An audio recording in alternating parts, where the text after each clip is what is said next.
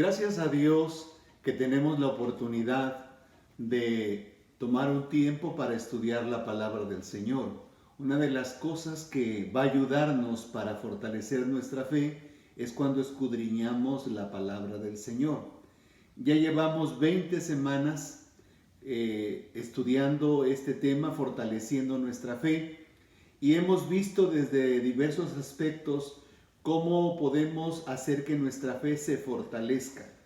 Y creo yo que esta noche usted va a recibir una palabra que le va a bendecir.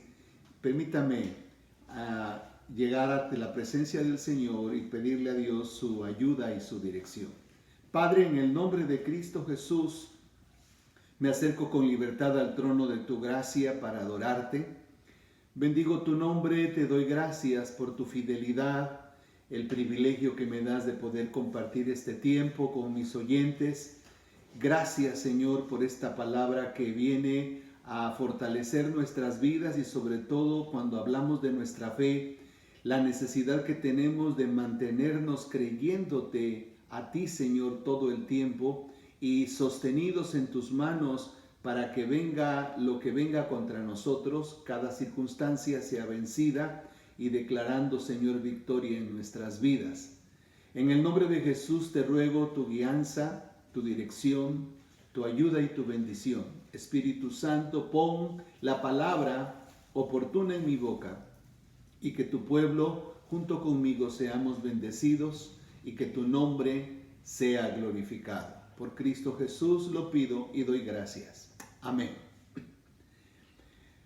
Ahora nosotros sabemos que a cada uno nos ha sido dada una medida de fe. Quisiera más o menos explicarles esto porque a veces tenemos la idea de que Dios no responde porque no tengo mucha fe o yo tengo que pedirle a Dios más fe. Dice la palabra de Dios, lo leímos ya en Romanos 12, que a cada uno nos fue dada una medida de fe. Y para que tengan una idea más objetiva de esto, pensemos en la talla de nuestra ropa. Posiblemente la talla que yo uso, que sea large, no sea la que use usted. Entonces, unos usamos en traje, por ejemplo, yo uso ahora 42 de saco y otra persona podrá usar 40. Entonces, así como cada persona tiene una talla propia, piense que así es la medida de fe que Dios da a cada uno. Entonces, el propósito de Dios es que esa medida de fe la mantengamos siempre activa y que nosotros ejercitemos esa fe de tal forma que funcione al 100%. Entonces, yo no debo envidiar la fe de alguien más. A lo mejor él es, por decir, talla 48, ¿sí? Su talla no me puede quedar a mí, ¿sí? Entonces, en la medida de la fe que le ha sido dada a esa persona, está funcionando esa persona o ese creyente. Entonces, no es que Dios me responde a mí porque yo tengo más fe, sino porque la medida de fe que me ha sido dada, yo la mantengo activa. Y eso es lo que usted debe de hacer. Entonces, a cada uno nos ha sido dada una medida de fe y esto hace que dejemos de pensar que muchas veces no recibimos la respuesta de parte de Dios porque nos falta fe, sino porque la medida que nos ha sido dada de fe no la hemos activado al 100%. Ahora bien, la mejor manera de tener activada nuestra fe es cuando nos mantenemos conectados a esa fuente de poder que es Dios. Entonces, mientras nosotros nos mantenemos conectados a Dios, la medida de fe está activa en nosotros. Es cuestión de ejercerla. Él es quien nos ayuda para que nuestra fe se mantenga activa y fortalecida. Entonces, he aquí la importancia que tiene nuestra relación con Dios. Entonces la relación con Dios es de todos los días. Ahora, cada uno de nosotros, todos, sin excepción, hemos pasado sin duda por esos momentos en que nuestra fe se ha desactivado, ¿sí? Porque de alguna manera nos hemos desenfocado del Señor. Entonces, cuando nosotros nos desconectamos de Dios, es porque nos conectamos con las circunstancias. Entonces, ¿es Dios o es las circunstancias? ¿Es la realidad de la verdad que es Dios la que creemos? ¿O es la realidad de nuestras circunstancias la que estamos creyendo porque es la que vivimos? Entonces, nosotros decidimos. Ahora bien, si yo me desenfoco de la realidad de la verdad que es Dios y que está contenida en su palabra, entonces yo le voy a creer a mis circunstancias. Entonces, muchas veces vamos a notar que las circunstancias se van a levantar así como olas gigantes alrededor nuestro, haciéndonos sentir de pronto que estamos débiles o que somos impotentes, que no podemos resolver ninguna situación.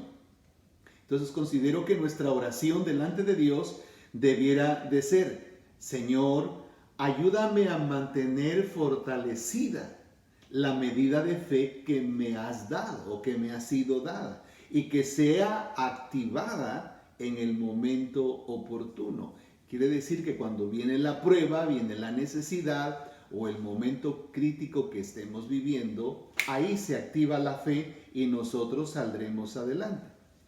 La semana pasada estuvimos estudiando ese momento crítico que vivió el pueblo de Israel, que se encontraba en el reino medo-persa por causa del primer ministro del reino llamado Amán, un hombre perverso que además era como favorecido por el rey, el cual, con tal de vengarse de Mardoqueo, el pariente de la reina Esther, se las ingenió para que el rey aprobara un edicto para destruir a todos los judíos del reino. Es decir, hay un enemigo que se levanta planeando un ardid contra la destrucción del pueblo de Dios. Todo lo que el enemigo, hablando de Satanás, va a levantar contra los hijos de Dios es para destruir lo que el Señor ha hecho en nuestras vidas. Es para desanimarnos, es para desenfocarnos, es para que usted y yo nos desconectemos del Señor. Entonces, cuando parecía que el enemigo tenía el control de todo para lograr su objetivo, vemos nosotros la intervención maravillosa de nuestro Dios, obrando un milagro y revirtiendo todos los planes en contra del propio Amán.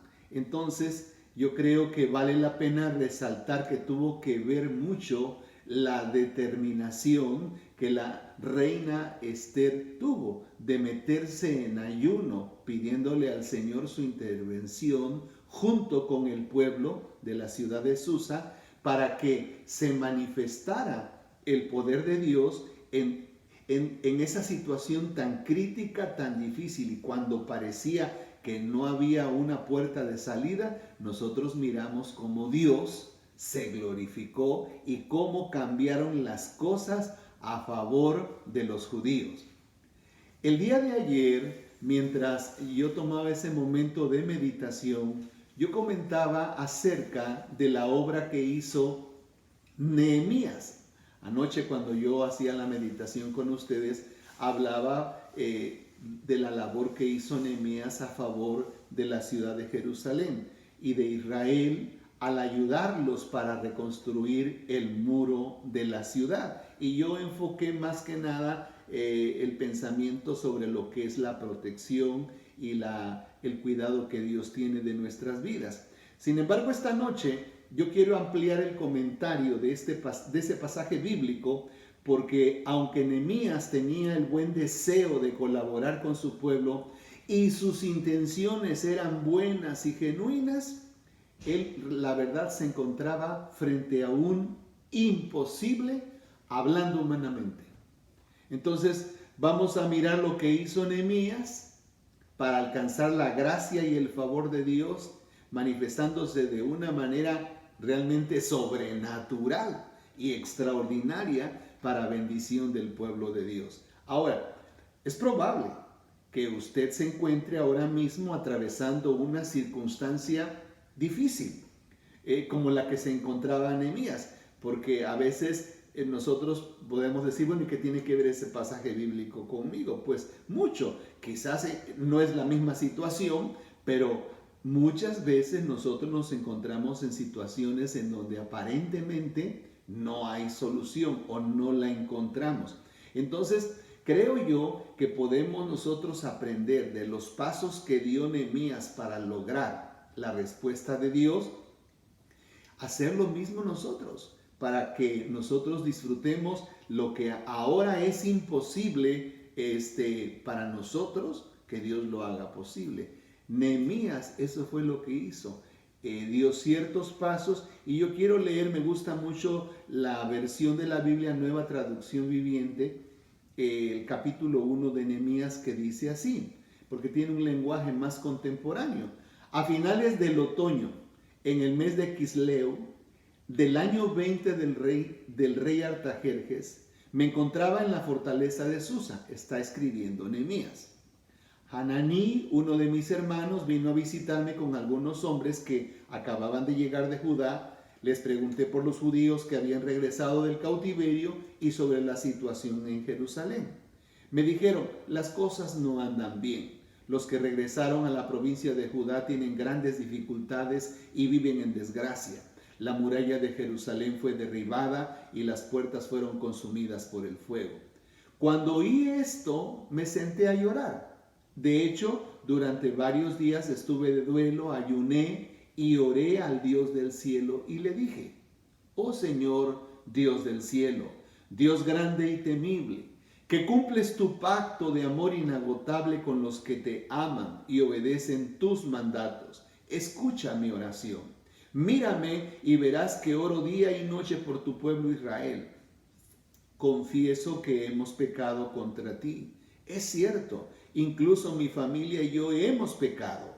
Hemos pecado terriblemente al no haber obedecido los mandatos, los decretos y las ordenanzas que nos diste por medio de tu siervo Moisés.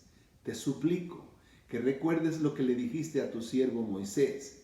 Si me son infieles, los dispersaré entre las naciones. Pero si vuelven a mí y obedecen mis mandatos y viven conforme a ellos, entonces, aunque se encuentren desterrados en los extremos más lejanos de la tierra, yo los volveré a traer al lugar que elegí para que mi nombre sea honrado. El pueblo que rescataste con tu gran poder y mano fuerte es tu siervo. Oh Señor, te suplico que oigas mi oración. Escucha las oraciones de aquellos quienes nos deleitamos en darte honra. Te suplico que hoy me concedas éxito y hagas que el rey me dé su favor. Pon en su corazón el deseo de ser bondadoso conmigo. Fíjese que Nehemías no escribe lo que él está pensando que el rey pueda hacer para ayudarle. Sin embargo, acuérdese de este tiempo, dice finales del otoño, está hablando de una estación del año, finales del otoño. O sea, ya tenía que pasar el invierno, pero él estaba en ese tiempo en oración. Ahora, de acuerdo a lo leído, vamos a ver lo que hizo Nehemías. En primer lugar, veo que él siente dolor por lo que ha sucedido en Jerusalén. Siente dolor. Hay un dolor profundo por ver cómo los enemigos han dejado la ciudad hecha escombros. Los muros están destruidos, las puertas han sido quemadas, significa que hay un abandono total, y como dije el día de ayer, cuando el muro de una ciudad se destruye, entonces la gente que vive ahí queda expensa de los chacales, de los ladrones que vengan y roben, ¿verdad? Están expuestos al saqueo y al pillaje. Por otra parte, Nehemías reconoce que esta situación que el pueblo de Dios está viviendo no es más que el resultado de que el pueblo le dio la espalda a Dios, que ignoró sus mandamientos, que cayó en la idolatría y que se mantuvo pecando. y que aunque el Señor les mandó profetas para advertirles de las consecuencias que le vendrían si ellos no se arrepentían, el pueblo se rebeló y no hizo caso. Entonces el pueblo decidió no volverse al Señor. Entonces Nehemías está consciente de que Dios ha actuado justamente, porque eso sí debemos de tener presente. Lo que Dios promete, lo cumple, o para bien de nosotros o para mal nuestro, ¿verdad? Porque si el Señor tiene mandamientos establecidos y los quebrantamos, va a ser para mal de nosotros, ¿sí? Entonces Dios es un Dios justo, ¿sí? Entonces, cuando nosotros miramos una segunda reacción o una segunda actitud en esto que en el primer capítulo del libro de Nehemías que les leí, lo que encuentro yo, lo segundo es que Nehemías se humilla delante de Dios y le pide perdón. Y me llama la atención porque Nehemías no ofendió a Dios, pero él se está poniendo en lugar del pueblo, ¿sí? Nehemías se humilla de corazón delante del Señor y reconoce que todas esas experiencias negativas que el pueblo ha vivido son el resultado de haberse apartado del Señor. Por lo tanto, a nombre de todo el pueblo, Nehemías le pide perdón a Dios por el pecado que se ha cometido. Le duele en gran manera todo lo que ha pasado, pero está consciente de que es solamente la consecuencia o el resultado del descuido espiritual del pueblo de Dios. Y por eso ahora el pueblo es causa de burla por todos los que pasan por la ciudad. Eso es tremendo, ¿verdad? Pero él ante Dios reconoce como si él hubiera hecho el pecado, toma el pecado del pueblo y pide a Dios perdón por el pecado del pueblo. Lo tercero que yo descubro que hace Nehemías es que Nehemías recuerda las promesas de Dios. Porque dentro de las cosas que le dice en su oración a Dios, Nehemías le dice: yo sé que tú eres un Dios justo, que por cuanto el pueblo se apartó de tu camino, de tus mandamientos, tú habías dicho que si el pueblo continuaba así, lo dispersarías por diferentes naciones. Y es lo que ha pasado.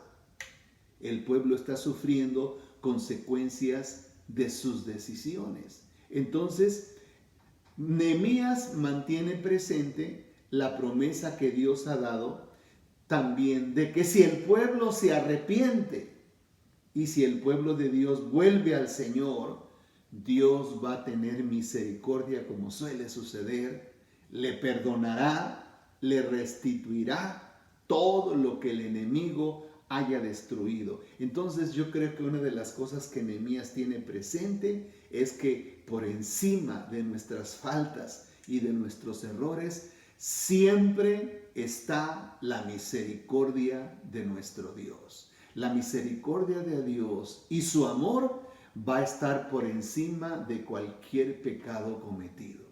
Su misericordia es para siempre y Dios, en su grande amor, tendrá compasión de aquel corazón arrepentido.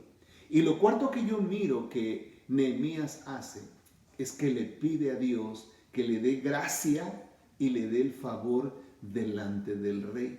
Ahora, Dios sí conoce nuestros pensamientos, y aunque Nehemías no escribió nada al respecto, Dios sabe qué es lo que Nehemías le está pidiendo al Señor. Esta es la parte quizás más difícil desde el punto de vista humano, porque Nehemías tiene una responsabilidad muy importante en el palacio. Él era el copero del rey, y permítanme explicarle un poquito. Su responsabilidad era tan grande porque de él dependía la vida del rey. Quiere decir que antes de que el rey tomara el vino, Nehemías, su compromiso es probarlo, porque muchas veces envenenaban a los reyes anteriormente. Entonces, quien corría la responsabilidad de morir sería Nehemías y no el rey.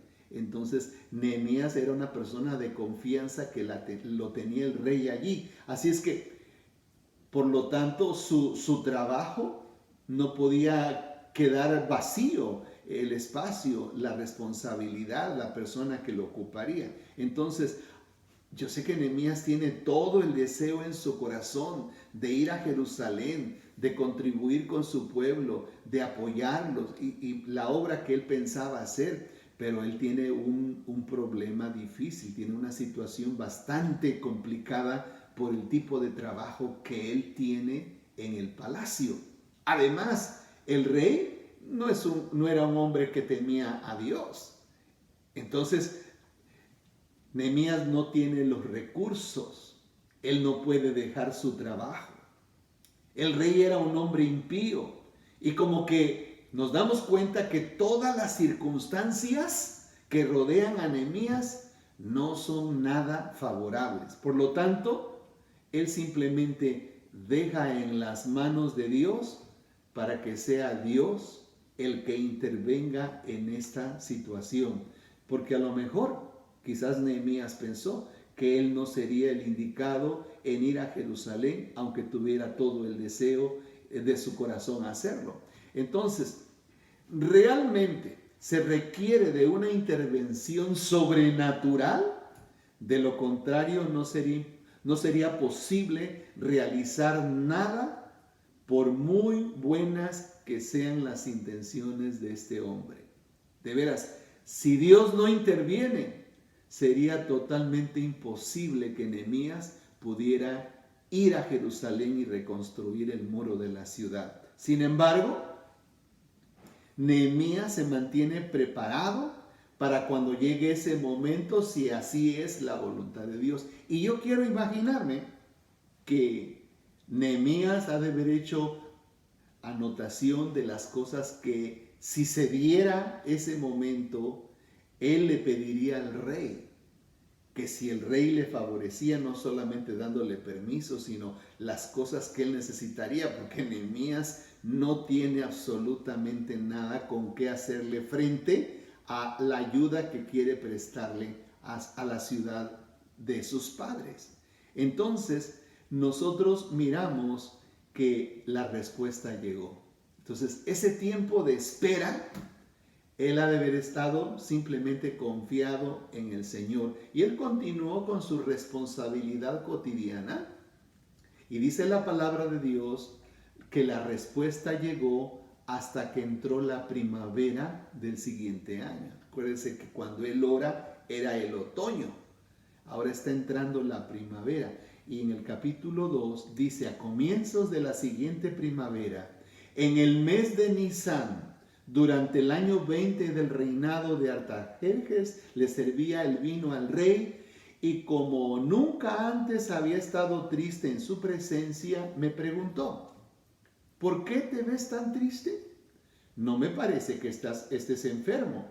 Debes estar profundamente angustiado.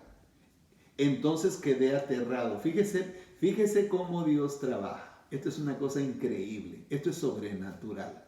Cuando Dios está en el asunto, Dios se encarga de todas las circunstancias. Es el rey el que nota en el semblante de Nehemías que está distinto. Dice: pero le contesté: viva el rey para siempre. ¿Cómo no voy a estar triste cuando la ciudad donde están enterrados mis antepasados está en ruinas y sus puertas han sido consumidas por el fuego? El rey preguntó: bueno, ¿cómo te puedo ayudar? Después de orar al Dios del cielo, contesté: si al rey le agrada y si está contento conmigo, su servidor, envíeme a Judá para reconstruir la ciudad donde están enterrados mis antepasados. El rey, con la reina sentada a su lado, preguntó: ¿cuánto tiempo estarás fuera? ¿Cuándo piensas regresar? Después de decirle cuánto tiempo estaría ausente, el rey accedió a mi petición. Significa que Nehemías había figurado cuánto tiempo iba a pedir de permiso, ¿sí? Además le dije al rey, si al rey le agrada, permítame llevar cartas dirigidas a los gobernadores de las provincias al occidente del río Éufrates indicándoles que me permitan viajar sin peligro por sus territorios de camino a Judá. Además, le ruego que me dé una carta dirigida a Asaf, el encargado del bosque del rey, con instrucciones de suministrarme madera. La necesitaré para hacer vigas, para las puertas de la fortaleza del templo, para las murallas de la ciudad y para mi propia casa. Entonces el rey me concedió estas peticiones porque la bondadosa mano de Dios estaba sobre mí. Qué interesante respuesta de parte de Dios. Es sorprendente la manera como Dios se manifestó a favor de Nehemías para bendición de su pueblo.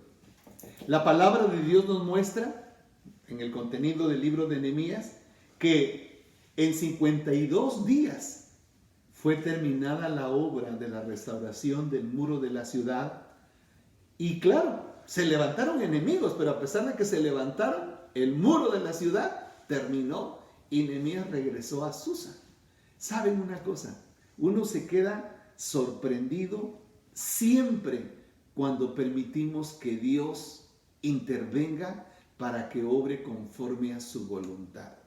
Entonces, permítame decirles en esta noche que es probable que alguno de nosotros, quizá usted que me está escuchando, nos encontramos ahora viviendo alguna circunstancia que humanamente es imposible de solucionar, como la que estaba viviendo Nehemías.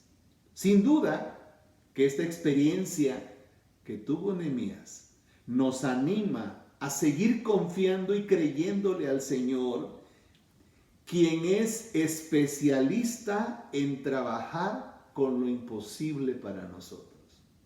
Su palabra dice que lo que es imposible para nosotros es posible para Dios. A veces la gente me dice, es que tengo miedo de morirme por el coronavirus. Y yo siempre les voy a decir, usted no se va a morir por el coronavirus. Usted se va a morir porque será el último minuto que el que le dio la vida, que es Dios, determinó que usted se va a ir de este mundo. Así que no vivamos con ese miedo. Sí, vamos a tener todas las medidas precautorias, guardar las sanas distancias, usar nuestro cubrebocas, cuidarnos, alimentarnos bien, protegernos. Pero no tenemos que vivir aterrados porque, ¿y qué si pasa? ¿Y qué si me contagio? ¿Sabe una cosa? Nuestra vida está en las manos de Dios. No debemos andar buscando esas reuniones donde podríamos contagiarnos. Pero yo creo que nosotros tenemos que, si tenemos necesidad de salir por asuntos importantes, como ir al correo, ir al banco, al supermercado, nosotros vamos confiados que vamos protegidos por el Señor. Ahora bien, Dios siempre va a estar dispuesto a obrar a favor de sus hijos, pero va a ser necesario que de la misma manera que hizo Nehemías, asimismo nosotros también actuemos. En primer lugar, debemos de sentir un profundo dolor en nuestras vidas, porque muchas veces hemos tomado decisiones fuera de la voluntad de Dios. Y tarde o temprano nosotros vamos a sufrir las consecuencias. La gente me dice, es que Dios me está castigando. Yo le voy a decir, Dios no lo castiga. Dios no nos está castigando todavía. Es que esta pandemia es un castigo de Dios. No, señores, no es un castigo de Dios. Dios lo ha permitido, ¿sí? Todavía el castigo de Dios no ha llegado a nuestras vidas. Pero muchas veces usted y yo sufrimos las consecuencias de nuestras malas decisiones. Ah, qué cabezones somos a veces, ¿verdad? Se nos mete algo en la cabeza y lo hacemos porque lo hacemos. Y por más que alguien viene y nos dice, no te conviene. No, ese negocio por ahí no le entre. No, esa relación no te conviene. No, ese chico, esa chica no te conviene. No. Pero ahí vamos de necios. Hasta que vemos el problema es cuando nos damos cuenta y luego venimos, es que Dios me está castigando. No, Dios no nos está castigando. Muchas veces nos hemos apartado del Señor. ¿Y sabe qué hace Satanás? Se encarga de voltear de cabeza nuestras vidas para destruir todo lo que Dios ha hecho en nosotros. Yo le voy a decir de una vez, Aceptar a Cristo muchas veces cuesta trabajo. A mucha gente le cuesta tomar esa decisión de aceptar al Señor como su Salvador. Si ya aceptó a Cristo, pídale al Señor que nunca se aparte de su camino. Porque cuando usted se aparta del camino del Señor, quiero que sepa que es más difícil volver al Señor que cuando lo aceptó. Yo he visto casos y quieren y saben que solamente cerca de Dios las cosas van a cambiar, pero no toman una decisión. Lo peor que podemos hacer es que después de haber tenido una experiencia personal con el Señor, nos apartemos de su camino y esto nos costará más el volver hacia Él. Entonces, yo creo que tenemos que reconocer primero delante de Dios nuestras faltas, ¿sí? Si hay algo que tenemos que hacer en este tiempo cuando necesitamos, o quizás usted está necesitando la intervención de Dios en su vida, por favor es humillarnos delante de Dios. Nunca podremos lograr nada de parte de Dios si dejamos que el orgullo, la autosuficiencia, la prepotencia y la soberbia nos controlen. Si venimos ante Él, debemos hacerlo con humildad, reconociendo en primer lugar que somos pecadores y que solamente Él es el único que puede tener misericordia de nosotros. Mire, si usted y yo mantenemos un corazón humilde, eso atraerá su presencia a nuestras vidas. Porque la palabra del Señor dice que Dios resiste a los soberbios, pero da gracia a los humildes. Él es el que, dice la palabra del Señor, que el que se humilla será enaltecido. Si mantenemos un corazón humilde, eso atraerá su presencia a nuestras vidas, ¿sí? Entonces, creo yo que la humildad tiene mucho que ver en nuestras vidas. Lo tercero, recordemos las promesas de Dios. Por eso mantengamos sus promesas presentes en nuestras vidas. Dios ha hecho promesas para nosotros. Una de ellas dice que si nosotros nos acercamos a Él, ¿qué va a hacer Dios? Él se acercará a nosotros. Dios es fiel a sus promesas para cumplirlas. ¿Sabe por qué? Porque su palabra dice que Él no es hombre para que mienta. Por eso yo le creo al Señor. Nosotros los humanos mentimos, fallamos, prometemos y no cumplimos, pero Dios es fiel. Lo que Él promete, lo cumple. Por eso vale la pena creerle a Él. Sus promesas son fieles y son verdaderas. Y lo último, debemos de pedirle su gracia y su favor. Esto significa dejar todo en las manos de Dios. Nehemías desde el otoño estuvo orando a Dios y lo dejó ahí en sus manos. No lo vemos orando más. Y mire, ¿cuándo llegó la respuesta? En la primavera. Dios tenía una sorpresa para Nehemías. Ahora bien, significa que cuando le dejamos todo en las manos de Dios, usted y yo, ahí se cumple uno de los salmos que dijo David: estad quietos y conoced que yo soy Dios. Estar quieto significa no mover nada. Dios todavía no nos ha dicho que hagamos algo. Por lo tanto, vamos a estar quietos y serenos, solamente esperando el momento en el que Dios se va a glorificar. No sé cuántos años ha estado esperando por la salvación de ese hijo perdido, de esa hija. No sé cuánto ha estado esperando porque ese vicio que tiene su marido lo deje. No sé cuánto tiempo ha estado esperando para que esa esposa cambie su temperamento. No sé cuánto tiempo ha estado esperando para ese nuevo empleo, para esa casa que tanto había soñado, para ese auto que usted sabe que necesita. No sé cuánto tiempo, pero le aseguro que si nosotros confiamos en el Señor y esperamos en Él, su gracia y su favor se moverán para nosotros y en el tiempo del Señor las cosas obrarán. En su tiempo, de la forma que Él lo desee, usando los elementos que el Señor quiera. Lo cierto es que Dios siempre nos va a sorprender. Que su fe se fortalezca en esta noche, que su fe esta noche llegue al 100% para decir: vale la pena seguir confiando en el Señor, vale la pena seguir agarrado de sus manos, sostenido en su palabra, confiado de que mi necesidad, mi situación que estoy viviendo, yo la he puesto delante de Dios y Dios se va a glorificar en ella. Así es que yo le animo en esta noche para que no claudique, no se dé por vencido. Las circunstancias van a venir como olas contra usted a decirle no se puede, ya es tiempo perdido. Pero si usted ha puesto todo realmente en las manos de Dios, Dios se encargará y en su tiempo Él obrará. Y así como fue sorprendido Nehemías, de tal forma que el propio rey, siendo un impío, le ofreció todo lo que Nehemías necesitaba, de la misma manera Dios tiene puertas de bendición que serán abiertas para que nuestras vidas entren por ellas y disfrutemos lo que el Señor tiene preparado para nosotros. Que esta noche nuestra fe se fortalezca, y mi mayor deseo es que usted y yo le sigamos creyendo a Dios con todas nuestras fuerzas y con todo nuestro corazón. Que tenga una noche bendecida.